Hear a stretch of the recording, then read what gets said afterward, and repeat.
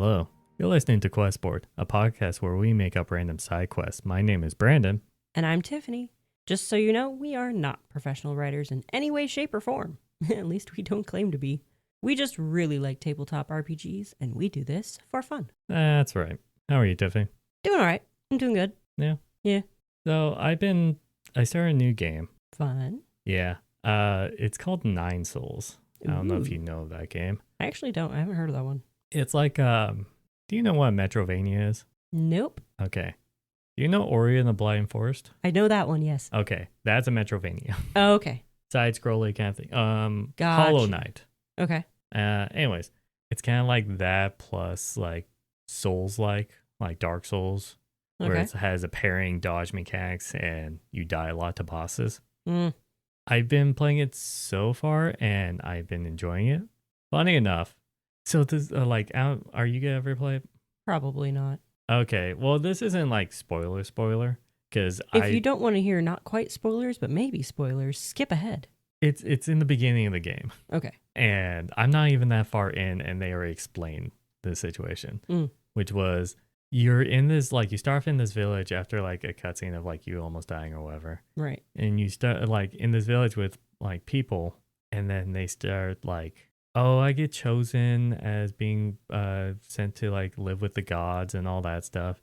And then they like show it and like 3 people are chosen and then they like get sacrificed. Ooh. I'm like, oh my God, I'm in a cult. Whoops, accidental cult. But then like you stop it for the last person because the person's really nice to you or whatever. Aw. And then it's all mechanical. And I'm like, oh, is this a sci-fi game? And it is, because then you go in and you find out it's like all these like different regions for this like huge place. And there are like cats and like different like things. And then they found out that these people in the village, they were part of like a livestock, these humans, which they didn't call humans, they called ape men. Oh no. And you find out that that was the livestock area. Oh shoot. And I was like, this is a lot darker than I thought.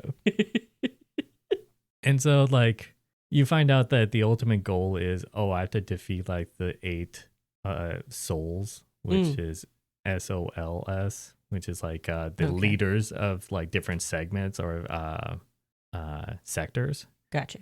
And I just need to defeat him. Very like straightforward. Go find a boss, kill him. What was the name of the game again? 9 souls. But there's 8 souls. What do you mean? You said you have to defeat the 8 souls. No, the other souls. Gotcha. Okay. Well, the first soul you don't really defeat because he's an old friend. Gotcha. They even say in the beginning there are 10. I was like, wait a minute, this game is called 9 souls, and then finds out that your character is 1. So I'm like, oh, 9 others. Noted. Okay. I'm like, makes sense. But it was a weird twist of like, okay, humans are farmed. And I was like, oh, is this like in Earth in the future? And then I think there was one throwaway line that's like, oh, we got them from a blue planet. I'm like, oh, we're not on Earth, and they abducted these humans, and now they're livestocking them. Oh shoot! It's weird. Oh no! But yeah, you don't see like that village again. That was just only for like the beginning area. Never go back. Yeah. So that was interesting. So far I am enjoying it. I'm bashing my head against a boss trying to learn parry windows. Yay. Oh, parry windows. Gotcha. I thought it was one word, like periwinkle. Oh, and my brain tried to make it one word. I'm just like, that's not a word. What's a parry window? I am not a parry kind of person. I'm a dodge roll kind of person. I also enjoy a good dodge roll. And so I want to do that instinctively, but there are some games where it's like designed like you need to parry them. Mm-hmm. And it takes me longer to get used to that. Gotcha. Anyways, that is my recommendation. Yeah. If you end up playing this game, let us know. Let us know your opinions on it. I'm talking to you, the listeners, not you, Brandon. Oh. I'm like, I just said it. You just said you were playing the game. I know, but if anyone else wants to talk about it, you can talk to him about it because I don't play very many games. Down in the comments, what game are you playing right now? Yeah, I want to know. Because usually D&D people are play video games as well. Yeah, typically. Occasionally. You should have multiple hobbies. Right? It's always good to have more than one hobby. Anyways, that was it. I guess we'll actually get to the episode then. Woo! So we're doing party stars. Yeah, let's start that party. Level 1. Gotta remember that. Yes. We always forget about that. They're very squishy. You gotta be nice. I have dice. Oh, yeah. 4. Wow. You never roll low. I rolled a 4. And a short one, too. Great. Yeah. The party starts as gladiators and must fight each other. Either money or slavery led them to the Colosseum. Oh, I like that idea. That is so much fun. It's funny enough because 2 campaigns ago, when I first joined our D&D group, yeah, I started off as a mercenary and I fought the party. Yeah. That's how I was introduced. I almost killed you. We don't talk about that stupid bear. And then the second campaign, I betrayed the party, but still. Yeah, you still got to fight the party in that one. Yeah, but I didn't start off fighting them. True. No, I think this is a cool You got one. to end fighting them. The problem is, how do we add to this? I feel like this would work better if the party started a few levels in, like at least at level 3, where they can have their subclass. Possibly level 5 when things get interesting. Or we get, say, we don't do the money part, but they're all slaves. Yeah. And we do the Gladiator movie style. Yeah. With Russell Crowe. Yeah. In which they earn their freedom. And let's say, it'll be interesting because you have to talk to your party. But what happens if you discuss with them and say, hey, say something that's important that you know you have to leave for. You have to give live them for. Yeah, like I need to go back to my family or my village to warn about something, or Right. I need something important back home, and gives them the incentive to either want to gain their freedom or escape. Yeah. And then allow them to figure it out. Mm-hmm. Because it could be where the first fight is like against each other. Right. And then after that point, then it's like, okay, group up together. Then your group that fights, because they always do group Coliseum fights. Mm-hmm. And then it allows them to talk to each other and plan for escape. But here's my thought. If they're doing a group Coliseum fight, usually the audience wants to see some heads roll. They want to see a death. True.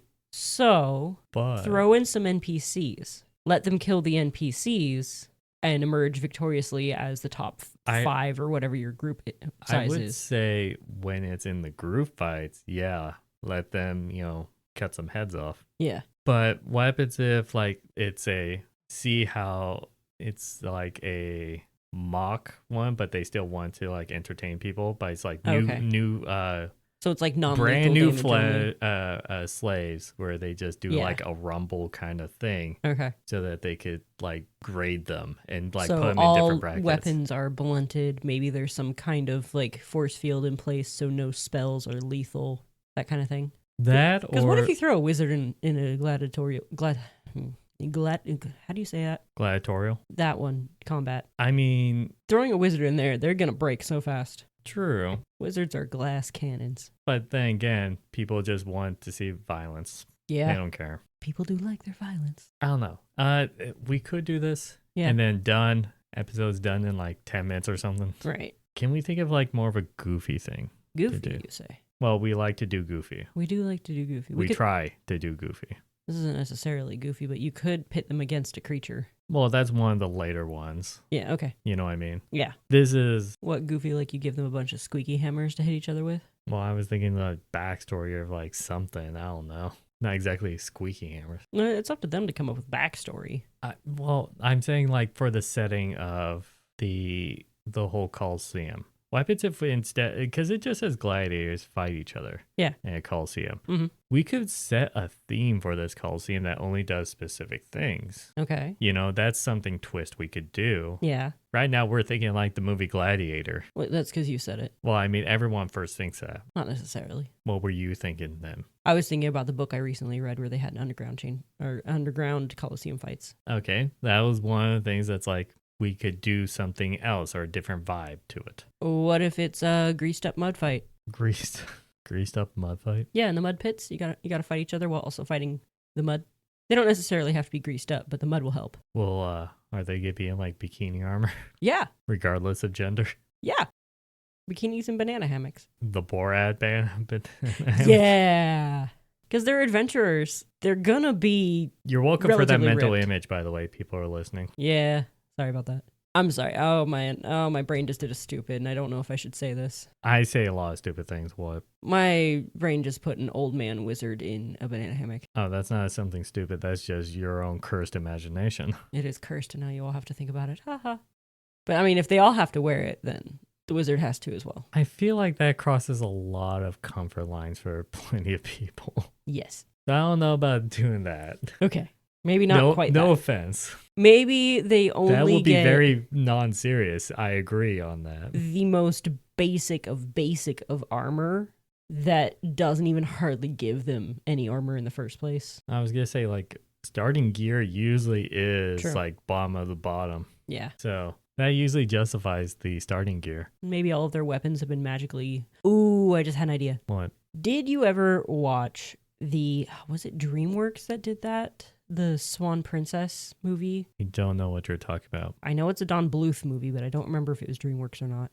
So back when I was a young child, there was a Swan Princess movie and animated by Don Bluth. And in that movie, there's a scene where they are, air quotes here, hunting animals. I should air quotes on the animals as well. Because the animals are just all of the estate's servants dressed up as animals. And what they're hunting with is bow and arrow. But all of the bows just have a poof on the end of it that's been dipped in colored chalk. And so when they shoot the animals, they have a colored splat on them. So what I'm saying is, like, all of the weapons can be, like, enchanted or just really dull weapons with chalk or paint on them. So whenever they slice at someone, it has, like, a colored slice, and each person has their own color so you can see who did what. That went very PG. You wanted silly. I'm thinking fun colors is silly. And also that movie is quite funny because at the end there's one guy who tries to cheat by just smacking one of the animals with his colored arrow. I don't know why. I asked for silly, but then I was thinking, like, of a very dark, like, more of a serious, darker tone. I mean, they are still fighting for their lives. They are prisoners. But then again, it says must fight each other.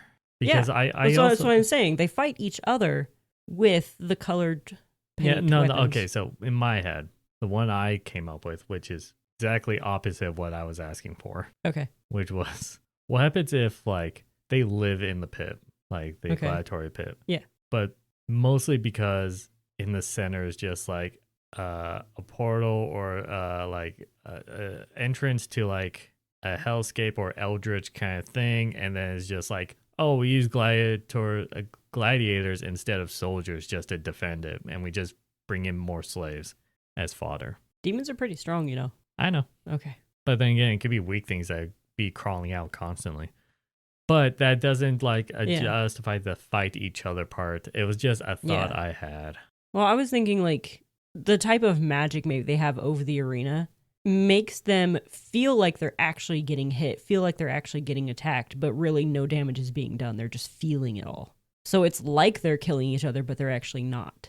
And it's just a continuous it's fight. Fine if it's just, like, they do actually hurt each other, but then they actually have clerics on the side to, like, spare the dying. That's true. They could do that too. Magic exists. Yes. I mean, to be fair, this could be a non-magic one as well. It's vague enough. It is vague enough. I know you're trying to be silly by, like, super non-lethal things, but it could go whatever way you want, really. I don't know. I'm trying to think of some kind of, like, theme or something for the gladiatorial thing, not just the actions within, but, like, why it's set up or what is the story behind it. Okay. So and I think that's the only thing we could come up with right now because everything else is very generic. What if the gladiatorial ring is, like, run by a different race, and maybe, like, beforehand you tell the party that none of them are allowed to pick this race because that's who's going to be the bad guys, and if one of the party was that race, well, no, if one of the party is that race, maybe it can just be cast out or something. Oh wait, I just saw something. What's up? Not as serious. Not as silly. Gotcha. What if basically the gladiatorial pit is co-owned by two brothers? Okay. And basically, they want to actually be the sole controller of it. Mm-hmm. And so they decided on a system in which whoever's the main champion of the arena whoever owns that slave is the current owner of the gladiatory pit, and the other one is like vice president kind of thing. Gotcha. And so it's a tradition that every batch of new slaves, they all fight, and then they do the dodgeball or pick your team members in PE class. Nice. And then they pick, each takes turn picking, and then the party just gets picked by one of them together. Okay. And then they are now on a team, and you just have to kill the fighters of the other team. I like this. And so, yeah. So what are the brothers named? Do we want to go with normal human names or try to think of something crazy? Like, what race are they? Are we going to be doing fantasy? I'm thinking D&D still. My brain's always going D&D. Do you want to do D&D or something else? Well, D&D makes the most sense about gladiators, unless you're doing like historical tabletop RPG. Yeah. Where you take D&D mechanics and just take away magic, and it's like, oh, you're in history. That's true. And in that case, then it would just be humans. Yes. But let's just do fantasy. D&D fantasy. So, the brothers, let's try to name them. Let's give them something cool. Ooh, we got a Gareth. Well, let's pick a race first. Okay. I was thinking Drow. Because they're naturally evil. Not naturally evil. They're just usually seen as the bad guys. That's racist. I mean, D&D is pretty racist. Yeah, we don't talk about that. Or I was thinking, or Dwergar. I was actually thinking like Kenku brothers. Oh, Kenku? Yeah. Or Aarakocra brothers. Yeah. If you want to just have it. Well, actually, Kenku is a playable race, isn't it? Yeah, I think so. Kenku brothers? All right. Do we want to go with one of them being named Gareth? Sure. And then there's this other name on here. That's an interesting name. Alistair? Alistair? Alistair. It's not Alistair. It's Alasdair. Alistair. And then Gareth. I think, okay. If we do with Alistair, I think we have to find another name that's equally on that level. Lachlan? Yeah. Lachlan is more on the level than Gareth. Okay. Alistair and Lachlan. Alistair and Lachlan. Yeah. Okay. So with those two, we have the premise or like the basis of the let's say slavery is legal. Okay. This is at least publicly in their known thing in this kingdom or whatever. Right. We're going off of slavery is legal. Yeah, sure. The party gets enslaved. Mm-hmm. They don't know each other. Nope. They fight and all that stuff. Mm-hmm. And then even if they always have like clerics on the side because a dead slave is a waste of money. Exactly. So they always heal up if it's on the clerics on their side. Yes. Because they will never heal anything on the other side for the other team. Yeah, each brother has their own cleric. Set of clerics. Set? Okay. Because like they're rich. This is probably a very lucrative business. Yeah, I can imagine. And they probably invite rich people to come in and bet. Yeah. That's how they get a lot of money is through gambling. Mm-hmm. But I'm saying also, but for the brand new slaves that they just bought in a battle royale rumble kind of thing, mm-hmm. they don't want any of them to die because they just paid for them and then they didn't provide any entertainment. So then that's a waste of money. So they all will be like healed and all that stuff. Yeah. And possibly or else that will be just a waste of money purely. Right. And possibly trained up afterwards to try to make them better at. Yeah. Once they get chosen sides, then they're like, mm-hmm. if you have potential and you're going to be a champion so that I could become the owner of this Coliseum, I'm going to do that and investing time. And they just view you as property that they're investing in mm-hmm. so that they could succeed. Yep. Is there anything else for us to add? What if the brothers had a sister and she doesn't like this whole thing? So she actually goes to the party and just like, all right, so, or maybe she like prefers one brother over another or something, or there's just like, maybe she's not their sister. Maybe she's a love interest and she's actually interested in one of the brothers. And she's like, all right, I want him to win. So I'm going to help you guys escape. I just... No? No, you're talking about the plot of Gladiator again. Am I? Oh. Because it was a while ago that I watched it. It was the emperor's sister that tries to help Maximus. Well, it's because she liked him. Well, she also thinks her brother is corrupt and he killed their father. That is true, yeah. To become Caesar. Yeah. You so it's a known plot line. I mean, I think we already said, are we still on the same board of they're all slaves and they Mhm. all have motivations that they want to like Escape.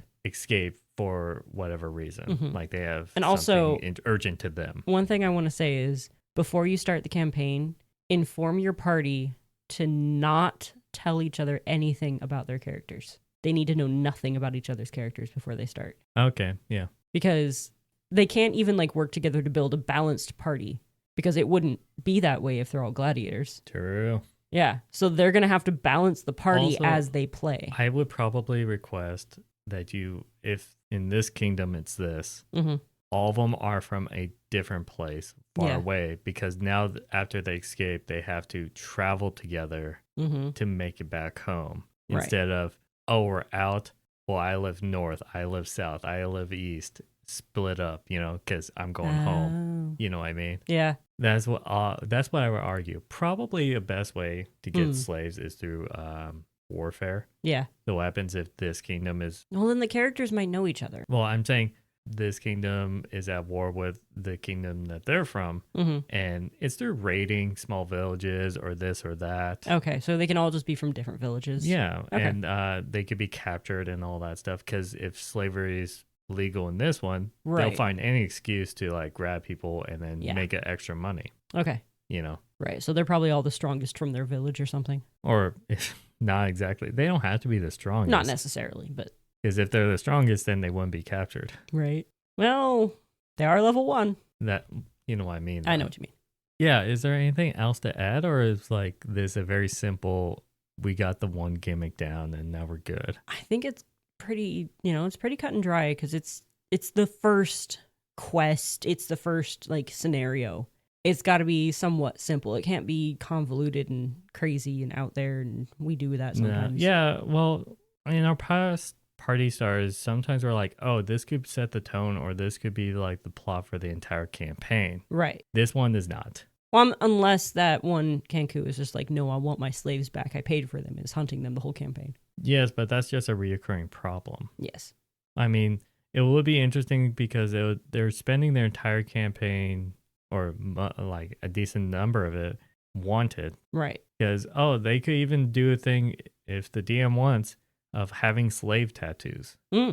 And so then you're brandished as a slave, and if you're out and people notice it, they're not going to deal with you. Right. Because now they know you're an escaped slave. So now they need to figure out how to hide that. And they also probably don't have anything. They don't have starting equipment. Well, they have whatever was given to them in the arena. I would argue that when they escape, their starting equipment is going to be what they take from like the armory, or like when they bust out, Okay, that's fair. I would give them that. But they probably won't have money. No. Because a lot of backgrounds give money. Yes, that would be my my stipulation for that. But yeah, so it's that'll be a twist for the tattoo thing if the DM wants to do that. Yeah.